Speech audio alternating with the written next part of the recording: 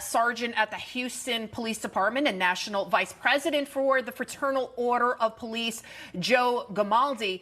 And Joe, we're continuing this conversation. People are living basically in the middle of like turf wars, gang wars. They want to call them mass shootings, but what they really are gang shootings. There is a gang war happening in the Rogers Park neighborhood of Chicago, and the people there are now begging the gangbangers for an end to the shootings. A youth group in the area called Native Sons is calling on the gang members to refrain from shooting between 9 a.m. and 9 p.m. to reduce the risk of crime. This happened following the shooting death of a 5-year-old little boy.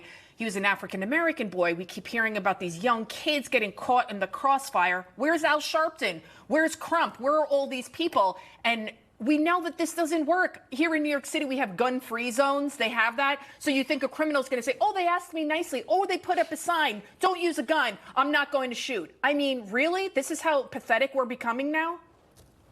Yeah, it's incredibly pathetic. But just look at it this way. What were we sold by this woke revolving door criminal justice policy? We said it was going to help our minority communities. Well, you know what? It's done exactly the opposite. If you look at the homicide rate for black men in this country, it is 12 times the rate of everyone else. And it's thanks to rogue prosecutors, activist judges, and these woke politicians who just continue to say, we're not going to hold anybody accountable for their actions. And when you look at Chicago, crime is up over 36%. The west side of Chicago, you are just as likely to be murdered there as the most violent city in the world, Tijuana, Mexico. So no, the woke revolving door is not working. And, just to go back to San Francisco, how poetic is it that it's Nancy Pelosi's building, who, by the way, supported reallocating funding for law enforcement, that now people don't even feel safe to go into that building. And guess what, folks? Help is not on the way because the San Francisco Police Department is down over 350 police officers